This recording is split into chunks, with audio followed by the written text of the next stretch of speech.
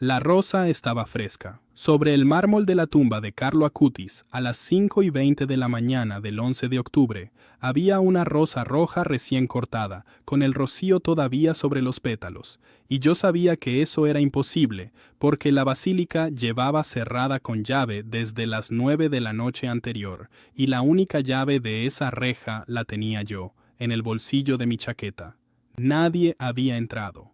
Nadie podía haber entrado, y sin embargo, ahí estaba esa flor que ninguna mano humana pudo haber dejado durante la noche.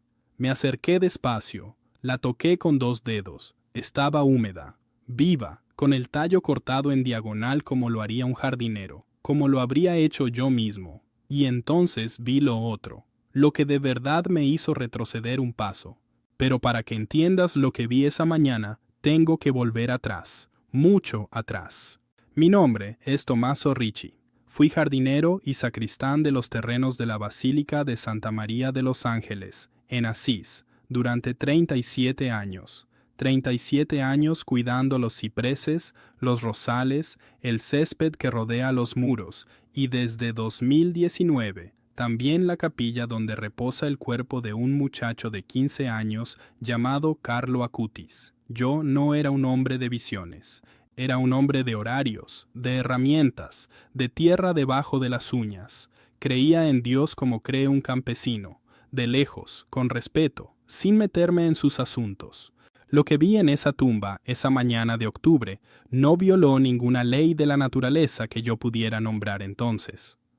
Pero lo que descubrí después, combinado con lo que un hombre me dijo 14 años antes en el viejo cementerio municipal, junto a una fosa que yo mismo había cavado, me hizo dudar de todo lo que creía sólido.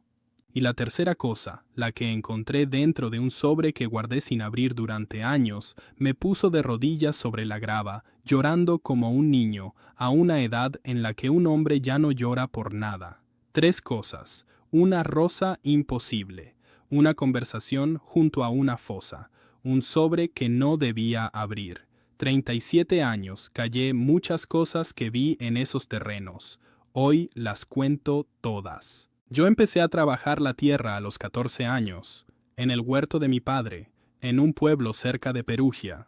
No estudié, aprendí de las manos. A los 22 me contrataron para los jardines de la basílica, y ahí me quedé, porque un hombre que encuentra su sitio no lo abandona. Mi mujer, Lucía, decía que yo amaba más a los rosales que a las personas, y puede que tuviera algo de razón. La fe, para mí, era ir a misa los domingos, porque tocaba, y poco más. El encargo de cuidar la nueva capilla me llegó en abril de 2019. El rector me llamó a su oficina, una habitación pequeña con un crucifijo viejo y un olor a cera que nunca se iba. Me dijo que iban a trasladar un cuerpo, un joven, un candidato a los altares, beato pronto si Dios quería. Me dijo el nombre, Carlo Acutis. Yo no lo conocía. Pregunté qué tenía que hacer. Me dijo que mantuviera limpia la zona, que cuidara las flores, que vigilara que nada faltara. Trabajo de jardinero. Trabajo que yo sabía hacer con los ojos cerrados. Lo que no me dijo, porque ni él lo sabía, es que ese encargo iba a cambiar lo que yo entendía por posible. El cuerpo llegó en una urna de cristal y bronce. Lo vistieron con ropa normal, unos vaqueros, unas zapatillas deportivas, una sudadera. Recuerdo que me sorprendió. Yo esperaba un hábito, una sotana, algo de santo antiguo. Pero ahí había un muchacho que parecía dormido, vestido como mi propio nieto. La gente empezó a llegar antes incluso de la apertura oficial, y yo, que solo tenía que cuidar las flores, empecé a notar cosas que no encajaban con mis 37 años de oficio. La primera fue el olor. Los cuerpos, aunque estén preparados, tienen un olor. Yo había cavado fosas, había estado en velatorios, conocía ese aroma dulzón y pesado que se mete en la ropa. En esa capilla no había nada de eso. Había un aire limpio, casi como el de un jardín después de la lluvia. Lo achaqué a los productos de embalsamamiento, a la ventilación. Tenía una explicación para todo. Aún la tenía. La segunda cosa la encontré una mañana de mayo, 3 semanas después del traslado, Yo entraba siempre el primero, a las 5:30, antes de que abrieran las puertas al público. Esa mañana, sobre la urna, había una sola flor, una margarita silvestre, de las que crecen al borde de los caminos. Pensé que algún peregrino la habría dejado el día anterior y que se me habría pasado al cerrar, pero yo cerraba siempre revisando que no quedara nada sobre el cristal. Por respeto, la retiré, la guardé en el bolsillo de mi delantal sin saber bien por qué, y seguí con mi trabajo. Esa misma tarde, mientras barría la entrada, se me acercó una mujer mayor, vestida de luto, con un pañuelo negro en la cabeza. Me preguntó si yo era el encargado del jardín. Le dije que sí. Me puso en la mano un sobre cerrado, de papel grueso, color crema. Me dijo, con un acento que no era de la región: «No lo abra ahora, sabrá cuándo». Le pregunté qué era, quién era ella. No respondió. Se dio la vuelta y se perdió entre los peregrinos. La busqué después con la mirada y no la encontré. Guardé el sobre en el cajón de mi cobertizo de herramientas, debajo de unos guantes viejos, y lo olvidé. O quise olvidarlo, porque algo en la forma en que esa mujer me miró me dejó intranquilo durante días. Ese sobre se quedó en el cajón mucho tiempo, más de lo que yo habría imaginado. Volví a la flor, a la margarita, porque al día siguiente a las 5:30 había otra y al siguiente otra, siempre una sola, siempre una flor silvestre, siempre sobre el cristal de la urna, en una capilla cerrada con llave desde la noche anterior, y la llave la tenía yo. Empecé a verificar. Soy un hombre metódico. Una mañana, antes de irme, revisé cada rincón de la capilla. Pasé la mano por el cristal para asegurarme de que estaba limpio, sin nada encima. Cerré la reja con mi llave. Comprobé que estaba echada tirando de ella 3 veces, como hago siempre. Anoté la hora en mi cuaderno de trabajo, 9:04 de la noche. A la mañana siguiente, 5:28, abrí. Sobre el cristal, una violeta. Una sola violeta morada, fresca, con la humedad del rocío. Pensé que alguien tenía una copia de la llave. Era la explicación lógica. Fui al rector y le pregunté cuántas copias existían. Me dijo que 3, la suya, la mía, y una en la caja fuerte de la sacristía para emergencias. Verificamos las 3. La del rector estaba en su llavero, la mía, en mi bolsillo, la de la caja fuerte, dentro de la caja fuerte, que solo él y yo sabíamos abrir. Ninguna había salido de su sitio. La explicación lógica acababa de morir, y eso me dejó con un problema mucho peor. Si nadie podía entrar, ¿quién dejaba las flores? Decidí vigilar. Era un hombre de 61 años con la espalda mala, pero esa noche me quedé. Le dije a Lucia que tenía trabajo extra. Me senté en una silla plegable en un rincón oscuro de la capilla, con una linterna apagada en la mano y un termo de café. Las puertas cerradas, la llave en mi bolsillo. Iba a descubrir el truco, porque tenía que haber un truco. A las 11 de la noche no había pasado nada. A la 1 de la madrugada tampoco. Me dolía todo el cuerpo. El frío de la piedra subía desde el suelo. A las 3:30 me venció el cansancio y cerré los ojos. No sé cuánto dormí. Fueron minutos, quizá. Cuando los abrí, había una luz tenue sobre la urna. No una luz fuerte, como el resplandor de una vela, pero no había ninguna vela encendida. Me incorporé despacio, con el corazón golpeándome las costillas. La luz se desvaneció en cuanto me moví, como se apaga el reflejo del agua cuando pasa una nube, y sobre el cristal, donde no había nada cuando me senté, había una ramita de romero, fresca, con su olor. Yo no me había dormido más de unos minutos.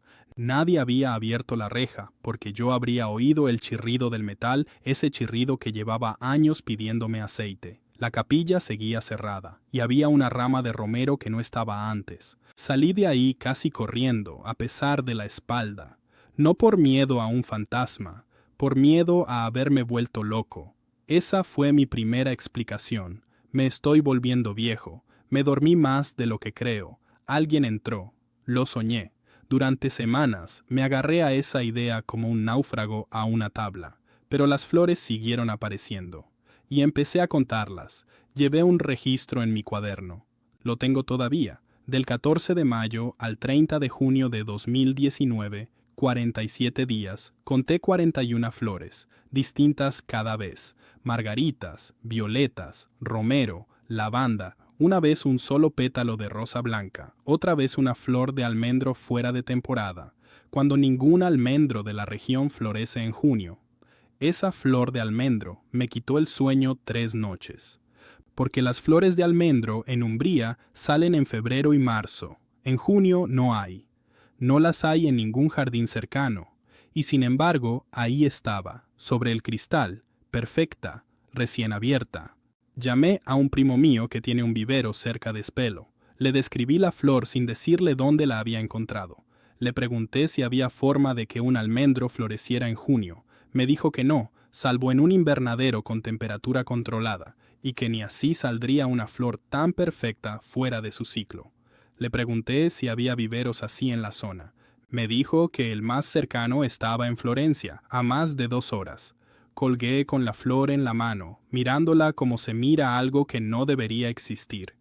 Y ahí el problema dejó de ser un misterio entretenido. Se volvió una cosa que me apretaba el pecho. Si lo que llevas escuchando te ha removido algo por dentro, déjame darte algo antes de seguir, porque sé que muchos de ustedes están cargando una intención, un nombre, alguien por quien quieren rezar.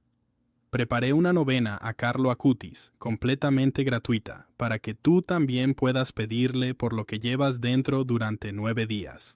La tienes en la descripción, en el primer enlace, justo debajo de este vídeo. Descárgala y rézala. Pero antes de contarte por qué te lo pido precisamente ahora, tengo que volver a aquella mañana de junio, porque lo que pasó después de la flor de almendro fue lo que de verdad me partió en dos. Esa misma semana decidí hacer algo que no había hecho nunca. Decidí investigar quién era el muchacho cuyo cuerpo cuidaba. Hasta entonces, para mí, Carlo Acutis era un nombre, una urna, un trabajo. No sabía nada de él. Le pregunté al rector si tenía algo que pudiera leer. Me dio un folleto pequeño, de esos que se reparten a los peregrinos. Y esa noche, en casa, con las gafas puestas y la lámpara de la mesilla, leí por primera vez la historia del chico. Nació en Londres, el 3 de mayo de 1991, hijo de italianos. Murió el 12 de octubre de 2006, en el Hospital San Gerardo de Monza, de una leucemia fulminante, de las que se llevan a una persona en días. Tenía 15 años. 15, la edad de mi nieto mayor. Leí que era un chico normal, que jugaba a los videojuegos, que sabía de computadoras, que había hecho una página web para catalogar los milagros eucarísticos del mundo. Y leí una frase suya que me dejó mirando la pared un buen rato. La Eucaristía es mi autopista al cielo. Un muchacho de 15 años, con sus zapatillas deportivas, hablando del cielo como de una carretera. Y yo, con 61 años, sin haber pensado seriamente en el cielo nunca. Esa noche apenas dormí. Pero no fue por la historia del chico. Fue por una cosa que el folleto mencionaba al final, casi de pasada, y que me hizo levantarme de la cama a las 4 de la mañana, temblando. El folleto decía que el cuerpo de Carlo Acutis había sido exhumado en 2019, antes del traslado, y que se había encontrado íntegro. Esa palabra, íntegro. Yo había cavado fosas. Yo sabía lo que le pasa a un cuerpo bajo tierra después de 13 años. Lo sabía mejor que casi nadie. Y la palabra íntegro no encajaba con nada de lo que yo había visto en mi vida de oficio. Volví a la capilla esa madrugada, antes de mi hora. Necesitaba mirar el cuerpo otra vez, con otros ojos. Abrí la reja, el chirrido de siempre, encendí las luces, y me acerqué al cristal más de lo que me había acercado nunca. El rostro, las manos. La piel tenía un color que yo conocía de los velatorios recientes, no de los cuerpos de 13 años. Sé que parte de lo que se ve es trabajo de los conservadores, de mascarillas de silicona, de técnica. Me lo explicaron después, pero hay algo que la técnica no explica, y es lo que sentí esa madrugada, solo, frente a la urna. Sentí que ese muchacho no estaba muerto del todo. No de la manera en que están muertos los muertos que yo había enterrado, y sobre el cristal, esa mañana, había una flor de jazmín, el jazmín de mi propio jardín, en casa, el que cuidaba Lucía. Lo reconocí por una mancha pequeña, marrón, que tenían los jazmines de nuestra parra por una enfermedad de la planta que yo no había logrado curar. Era una flor de mi casa, de mi parra, a 12 kilómetros de la basílica. Salí al patio y vomité el café, no por asco, por puro vértigo, porque ya no había manera de explicar nada, ni la llave, ni la temporada, ni la distancia. Una flor de mi propia casa sobre la urna de un muchacho muerto, dentro de una capilla que yo había cerrado con la única llave del mundo. Llamé a Lucia desde el patio. Le pregunté si había ido a la basílica. Me dijo que no, que estaba en casa, que qué me pasaba que tenía la voz rara. Le pregunté si el jazmín de la parra estaba bien. Hubo un silencio, y luego me dijo algo que me heló la sangre, que esa mañana, al salir al patio, había encontrado una flor menos en la parra, que le había extrañado, porque las flores no se caen así, y que la había buscado por el suelo y no estaba, que pensó que se la había llevado el viento, a 12 kilómetros, para dejarla sobre un cristal cerrado bajo llave. Colgué. Me senté en el suelo del patio, con la espalda contra la pared fría de la sacristía, y por primera vez en 37 años de oficio tuve miedo de verdad. No el miedo a un ladrón o a un animal, un miedo distinto, el miedo del que entiende que el mundo es más grande de lo que él creía y que él lleva toda la vida mirándolo por una rendija. Pero la flor de jazmín no fue lo peor. Lo peor llegó cuando llamé al hombre del registro. Necesitaba pruebas, necesitaba que alguien que no fuera yo viera lo que pasaba. Conocía a un hombre, Bernardo, que trabajaba en el archivo de la diócesis. Llevaba registros de todo desde hacía décadas. Un hombre serio, escéptico, que no creía en nada que no estuviera firmado y sellado. Le conté lo de las flores. Esperaba que se riera de mí. No se rió. Se quedó callado un momento largo al teléfono y luego me dijo: ¿Has empezado a contarlas? Le dije que sí, que tenía un cuaderno. Me dijo: tráemelo y prepárate, porque no eres el primero. No era el primero. Esas 3 palabras me persiguieron toda la noche. Al día siguiente fui al archivo de la diócesis. Bernardo me esperaba con un café y una carpeta gruesa, atada con un cordel. Me hizo sentarme. Abrió la carpeta. Dentro había declaraciones, hojas escritas a mano, algunas mecanografiadas, fechas que iban desde octubre de 2006, el mes en que el chico murió, hasta el presente. Me dijo: la gente que ha estado cerca del cuerpo de Carlo, o de su tumba, o incluso de su recuerdo, lleva años reportando cosas. La mayoría no las contamos, no por ocultarlas, por prudencia. La Iglesia es lenta y desconfiada con estas cosas, y hace bien. Leí algunas declaraciones esa tarde. Una enfermera del hospital de Monza, que decía que la noche de la muerte del chico, la habitación se había llenado de un olor a flores en pleno mes de octubre. Una limpiadora del antiguo cementerio, antes del traslado, que juraba que las flores frescas aparecían sobre la lápida aunque nadie las llevara. Un seminarista que afirmaba haber visto una luz tenue sobre la tumba de madrugada, igual que yo. No estaba loco. O estábamos locos todos, y la segunda opción me asustaba más que la primera. Pero entre todas esas hojas había una que Bernardo había separado del resto, una sola hoja, dentro de un sobre aparte. Me la dio con la mano un poco temblorosa, y me dijo: esta lee con cuidado, porque menciona un nombre que tú vas a reconocer.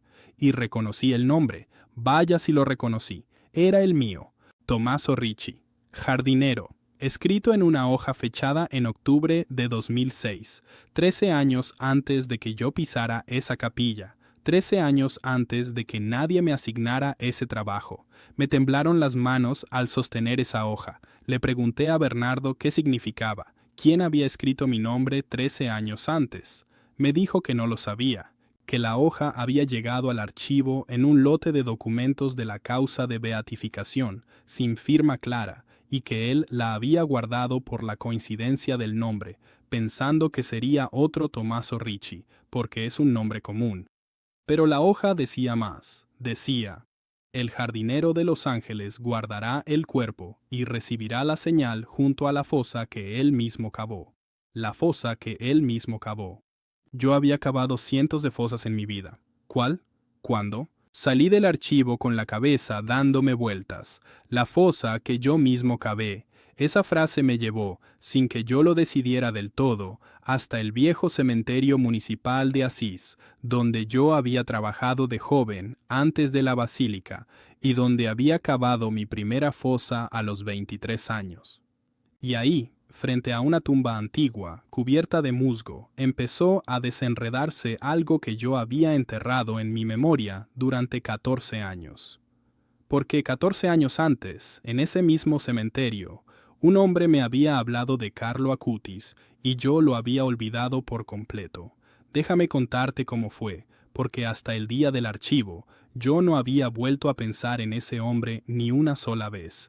La memoria hace cosas raras, guarda lo que no entiende en un cajón cerrado y solo lo saca cuando estás listo para mirarlo. Yo no había estado listo en 14 años. Era el otoño de 2006, octubre, ahora lo sé, aunque entonces no até los cabos. Yo todavía hacía algunos trabajos en el cementerio municipal, aunque ya llevaba años en la basílica, porque me llamaban cuando había mucho trabajo. Esa tarde me habían pedido cavar una fosa para un entierro del día siguiente. Estaba yo solo, con la pala, en la zona vieja del cementerio, cuando se me acercó un hombre.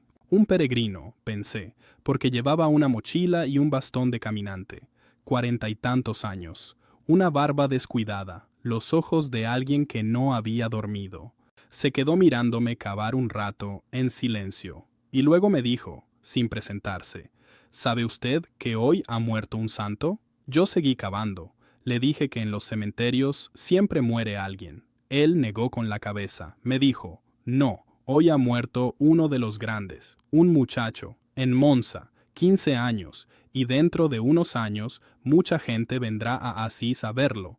Yo no entendía nada y, francamente, quería terminar mi fosa y volver a casa con Lucía, pero el hombre siguió hablando, y dijo algo que se me grabó sin que yo quisiera, algo que ahora, 14 años después, me ponía la piel de gallina.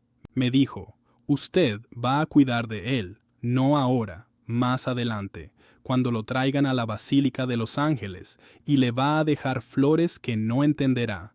No tenga miedo cuando empiecen, es su manera de dar las gracias.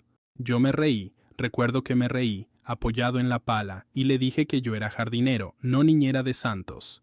Él sonrió, una sonrisa triste y amable, y me dijo una última cosa antes de irse.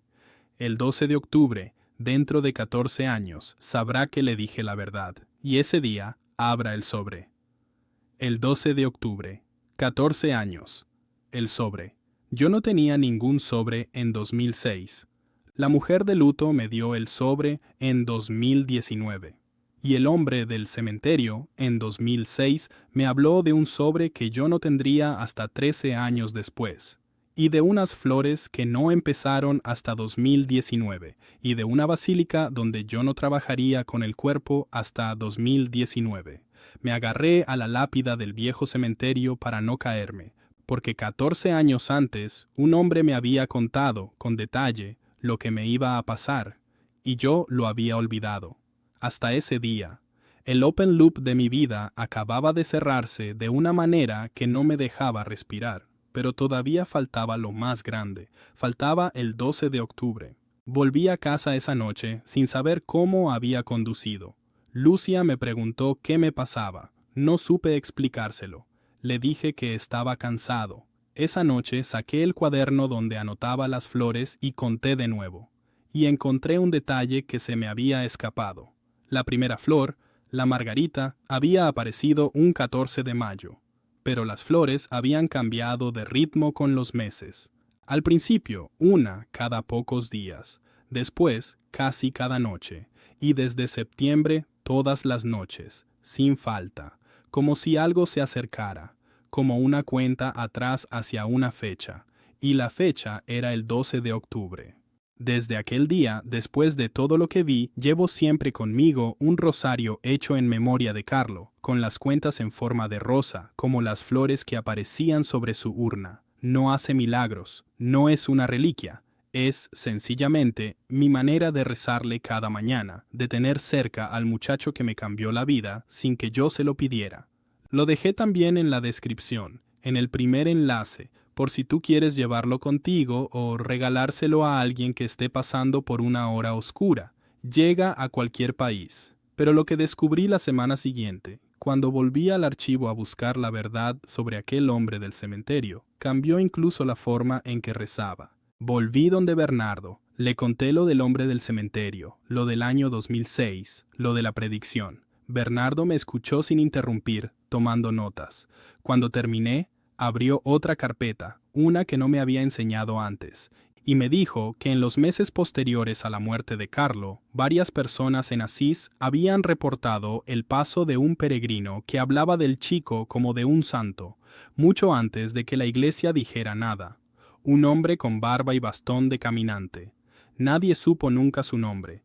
Aparecía, hablaba con alguien y se iba. Algunos lo tomaron por loco.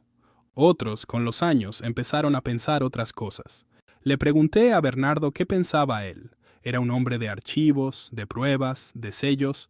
Me miró por encima de las gafas y me dijo: Tommaso, llevo 40 años en este oficio. He visto fraudes, he visto exageraciones, he visto histeria colectiva. Y he visto también unas pocas cosas que no tienen explicación. Lo tuyo es de las pocas, porque tú no buscabas nada, tú solo cuidabas las flores. Esa frase me acompañó mucho tiempo. Yo solo cuidaba las flores, y las flores me habían encontrado a mí, pero había algo que Bernardo no me había contado todavía y que iba a salir esa misma tarde, cuando le pregunté por la madre de Carlo, porque yo quería entender, y pensé que quien mejor podía explicarme algo de ese muchacho era la mujer que lo había traído al mundo, Antonia Salzano. Bernardo me dijo que ella venía a Asís con frecuencia, que era una mujer accesible, que hablaba con los peregrinos, y me dijo que la próxima vez que viniera me avisaría. Me avisó 3 semanas después. Antonia Salzano estaba en Asís. La encontré en la basílica, junto a la urna de su hijo, hablando con un grupo de jóvenes. Esperé a que terminara. Cuando se quedó sola, me acerqué. Le dije quién era, que yo cuidaba la capilla, las flores, el jardín. Ella me sonrió, una sonrisa que tenía algo del muchacho de la urna, los mismos ojos. Y antes de que yo le contara nada, me dijo una cosa que me dejó sin aire. Me dijo: Usted es el jardinero de las flores, ¿verdad? Carlo me habló de usted. Le pregunté cómo era posible, si su hijo había muerto en 2006 y yo no había empezado con la capilla hasta 2019. Antonia me explicó algo que yo no sabía, que Carlo, los últimos días de su vida en el hospital, hablaba de cosas que iban a pasar, no siempre con sentido para los que lo escuchaban, pero Antonia anotaba algunas porque era su hijo y todo lo que decía le parecía precioso. Y me dijo que tenía un cuaderno, el cuaderno donde apuntó las últimas palabras de Carlo, y que había una frase sobre un jardinero y unas flores que ella nunca había entendido. Le pregunté con la voz rota qué decía esa frase. Ella sacó de su bolso una libreta pequeña, gastada, con la tapa de cuero rosada de tanto manosearla. La abrió por una página marcada y leyó: Cuando esté en Asís, le daré las gracias al que cuide mi descanso, con las flores de todos los jardines que pueda alcanzar, hasta del jardín de su propia casa. Hasta del jardín de su propia casa. La flor de jazmín, la flor de mi parra, con la mancha marrón, a 12 kilómetros. Me senté en el primer banco que encontré, porque las piernas no me sostenían. Antonia se sentó a mi lado, me puso una mano en el hombro. Me preguntó si me encontraba bien. Le conté todo: las flores, el conteo, la llave, el almendro de junio, el jazmín de mi casa. Ella escuchaba y asentía, sin sorpresa, como quien confirma algo que ya sabía. Cuando terminé, me dijo: Mi hijo era así, generoso hasta lo imposible, daba lo que tenía. De pequeño regalaba sus juguetes, su dinero, su comida a los pobres. Si ahora puede dar flores, las dará. Es lo más propio de él que se me ocurre. Y luego me preguntó por el sobre. Yo no le había mencionado ningún sobre. Me quedé helado. Le pregunté cómo sabía lo del sobre, y Antonia me dijo que en el cuaderno había otra frase, debajo de la de las flores. Una frase que decía: Y el día que entienda las flores, recibirá un sobre que no debe abrir hasta que yo le diga. Y yo le diré desde donde no puedo escribir. Desde donde no puedo escribir, desde el otro lado, desde el cielo, o donde estuviera ese muchacho ahora. El sobre seguía en el cajón de mi cobertizo, debajo de los guantes viejos, sin abrir, desde 2019, y el hombre del cementerio me había dicho, en 2006, que lo abriera el 12 de octubre, y faltaban pocos meses para el 12 de octubre. Le pregunté a Antonia qué creía que había dentro del sobre. Ella me miró largo rato y me dijo, no lo sé. Pero si Carlo dijo que no lo abriera hasta el día indicado, no lo abra. Mi hijo nunca dijo nada al azar, y me pidió una sola cosa, que cuando lo abriera la llamara, que ella quería saber. Me dio un número de teléfono, escrito en una hoja de su libreta. Lo guardé como se guarda un tesoro. Salí de la basílica con el corazón a mil. Faltaban 2 meses y medio para el 12 de octubre, y yo no sabía si iba a poder esperar. Pero esperé, porque algo me decía que abrir ese sobre antes de tiempo sería romper algo que no se podía volver a unir. Cuidé las flores, las conté, seguí mi vida, y la cuenta atrás siguió. Entonces, a finales de septiembre, 2 semanas antes del 12 de octubre, pasó algo que casi me lleva por delante, y no fue en la capilla, fue en mi propio cuerpo. Una mañana, recogiendo las hojas del patio, sentí un dolor en el pecho que me dobló en dos. El brazo izquierdo se me durmió. Caí de rodillas sobre la grava, sin aire, con la vista nublándose. Lucía me encontró ahí. Llamó a una ambulancia. Lo último que recuerdo de ese momento es el cielo de Umbría, azul, limpio, y el olor de las flores que yo mismo había plantado años atrás. Desperté en el hospital de Asís, conectado a máquinas, con un médico joven explicándome que había tenido un infarto, que había llegado a tiempo, que iban a operarme. Un cateterismo, me dijeron, una arteria casi cerrada. Me hablaron de porcentajes, de riesgos. 71 años, un corazón cansado. Yo solo pensaba en el sobre, en el 12 de octubre, en que faltaban 11 días y yo estaba en una cama de hospital con tubos en los brazos. Y entonces me acordé de algo que el hombre del cementerio me había dicho en 2006 y que yo había vuelto a olvidar entre tanto vértigo. Cuando me habló del 12 de octubre, no me dijo solo, abra el sobre. Me dijo, lo recuerdo ahora con claridad de cristal. El 12 de octubre, en la cama desde la que mires al monte Subasio, sabrá que le dije la verdad. La cama desde la que mires al monte Subasio. Yo estaba en una habitación de hospital. Le pregunté a la enfermera, con un hilo de voz, qué se veía por la ventana. Ella corrió la cortina. Y ahí estaba, el monte Subasio. La montaña sagrada de Asís, la de las cuevas de San Francisco, recortada contra el cielo de la tarde. Un hombre, 14 años antes, me había dicho exactamente en qué cama estaría yo el 12 de octubre. No en el viejo cementerio, no en mi casa, en una cama de hospital frente al monte Subasio, y faltaban 11 días para esa fecha. La operación salió bien, me dejaron en observación, y cada día que pasaba me acercaba al 12 de octubre, en esa cama, frente a esa montaña, con el sobre todavía en el cajón de mi cobertizo, a kilómetros de distancia. Le rogué a Lucía que me lo trajera, le expliqué, lo mejor que pude, lo que significaba. Ella, que me conocía desde los 20 años y que nunca me había visto así, no preguntó. Fue a casa, lo buscó debajo de los guantes viejos, y me lo trajo al día siguiente. Tuve el sobre en las manos durante 10 días sin abrirlo. 10 días mirándolo sobre la mesilla del hospital, porque el hombre había dicho el 12 de octubre, y yo ya había aprendido a no adelantarme. La mañana del 12 de octubre de 2020 amaneció despejada. El monte Subasio se veía nítido por la ventana, y ese día, en las noticias de la pequeña televisión de la habitación, dijeron algo que me hizo subir el volumen con el mando temblando. Ese mismo día, en Asís, en esa fecha exacta, 2 días antes en realidad, pero las celebraciones culminaban ese fin de semana, se estaba celebrando la beatificación de Carlo Acutis, el muchacho de la urna que yo cuidaba, beatificado, reconocido por la Iglesia. El 10 de octubre de 2020 lo habían declarado beato, y la ciudad entera estaba de fiesta. El hombre del cementerio, en 2006, había hablado de un santo, 14 años antes de que la iglesia lo declarara beato. Tomé el sobre. Las manos me temblaban tanto que casi no podía con él. Lo abrí despacio, rasgando el papel crema por un lado. Dentro había una sola hoja, doblada en 3, y una flor seca, prensada, que reconocí al instante. Una flor de almendro. Como la de junio, la imposible, la fuera de temporada. Desdoblé la hoja. Estaba escrita a mano con una letra que no era la mía, una letra joven, redonda, de muchacho. Y decía así: para Tommaso Ricci, jardinero de Los Ángeles, si lees esto, es 12 de octubre y has entendido las flores. Gracias por cuidar mi descanso. Sé que no creías en estas cosas.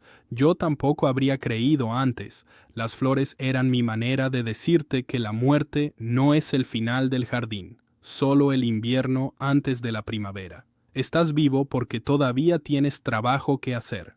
Cuenta lo que viste, no para que te crean, para que algunos, al oírte, levanten la vista. La Eucaristía es mi autopista al cielo, y desde aquí se ven todos los jardines a la vez, hasta el de tu casa, donde tu Lucía cuida un jazmín enfermo que pronto sanará. Nos veremos. No tengas prisa. Carlo.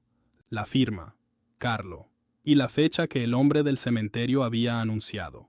Y el lugar, la cama frente al monte Subasio. Y mi nombre, Tommaso Ricci, jardinero de Los Ángeles. Fecha, lugar y nombre, todo. Me derrumbé sobre la almohada del hospital, llorando como no había llorado en mi vida, ni siquiera de niño, llorando de una manera que sacudía toda la cama. La enfermera entró asustada, pensando que me pasaba algo en el corazón, y le dije que no, que era el corazón, sí, pero no el que ella creía. Era el otro corazón, el que había estado dormido 71 años y acababa de despertar.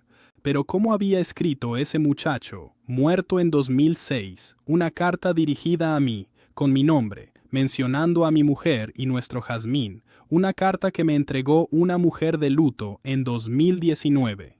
Esa pregunta me la hice 1000 veces, y la única respuesta que encontré, la única, fue la que Antonia me había dado en la basílica. Y yo le diré desde donde no puedo escribir, desde donde no se puede escribir con tinta, desde donde se escribe con flores, con coincidencias, con manos que la fe me impide nombrar. Llamé a Antonia esa misma tarde, al número que me había dado. Le leí la carta entera, con la voz quebrándose en cada línea. Hubo un silencio largo al otro lado del teléfono, y luego Antonia, llorando también, me dijo: esa es la letra de mi hijo. Yo la conozco. Es su letra. Le pregunté cómo podía ser. ¿Cómo? Ella me dijo algo que llevo grabado. Tommaso, hay cosas que no vamos a entender de este lado. Mi hijo decía que el cielo no está lejos, que está aquí mismo, solo que no lo vemos. Quizá él encontró la manera de cruzar esa línea una vez para darte las gracias, y para darme a mí la prueba de que está bien. La flor de almendro prensada dentro del sobre era la misma que había aparecido en junio sobre la urna. La misma especie, fuera de temporada, imposible. Una flor del invierno del alma, floreciendo en pleno verano. Un mensaje que yo no supe leer hasta ese día. Sé exactamente lo que estás sintiendo ahora mismo, porque yo lo sentí en aquella cama de hospital, frente al monte Subasio, con una carta del cielo entre las manos. Si esta historia te ha llegado al alma y quieres tener a Carlo cerca cada día, sostener algo entre las manos cuando reces por los que amas, ese rosario del que te hablé está en la descripción, en el primer enlace, justo debajo del vídeo. Cuentas en forma de rosa, como las flores que él dejaba, hecho para rezar despacio, para regalar a una madre, a una hija o para ti mismo. Es una edición limitada y llega a todo el mundo. Y antes de despedirme, quiero contarte dónde estoy hoy y qué fue lo último que Carlo me dejó, porque hay un detalle final que todavía no te he dicho. Salí del hospital 2 semanas después, el corazón remendado, pero latiendo. Volví a la basílica, a mis flores, a mi capilla, y las flores sobre la urna siguieron apareciendo, sí, pero ya no me asustaban. Las recibía como se recibe el saludo de un amigo cada mañana. A veces le hablaba en voz baja, sintiéndome un poco tonto, mientras barría. Le decía: «Buenos días, Carlo. Hoy me has traído lavanda. Gracias». Y seguía con mi trabajo, con una paz que no había conocido en 61 años. El jazmín de mi casa, el de la parra enferma, sanó, como decía la carta. Lucia nos explicaba cómo, después de años con la mancha marrón, de un mes a otro las hojas volvieron a salir sanas, verdes, fuertes. Yo no le dije nada, pero cada vez que paso por la parra, toco una hoja y doy las gracias. Conté lo que vi, como la carta me pedía. Primero a Bernardo, que añadió mi testimonio a su carpeta, firmado y fechado, con la carta fotografiada y guardada bajo llave.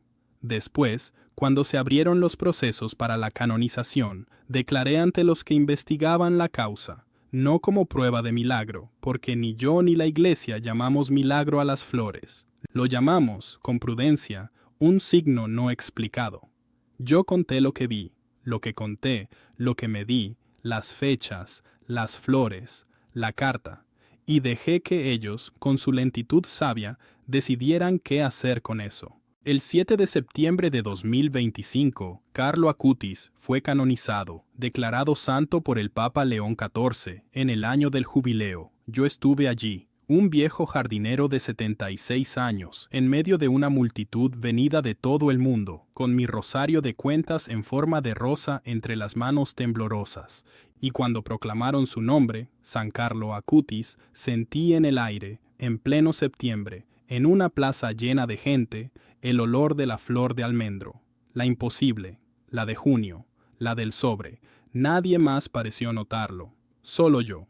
Su manera de decirme: «Lo lograste, Tommaso, contaste, gracias». La rosa de aquella primera mañana, la del 11 de octubre con la que empecé a contarte todo esto, aquella rosa roja fresca sobre el mármol en una capilla cerrada con llave, fue la última flor que apareció antes de la canonización.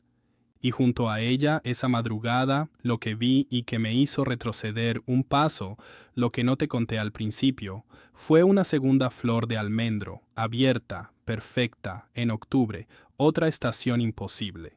Dos signos del cielo, juntos anunciando lo que estaba por venir. Hoy sigo cuidando el jardín de la basílica. La espalda ya casi no me responde, pero ahí estoy cada mañana, a las 5:30, abriendo la reja con mi llave, la única, saludando a un muchacho de 15 años que me enseñó, a mis años, que la muerte es solo el invierno antes de la primavera. Doy alguna charla, cuando me lo piden, a grupos de peregrinos. Les cuento lo de las flores.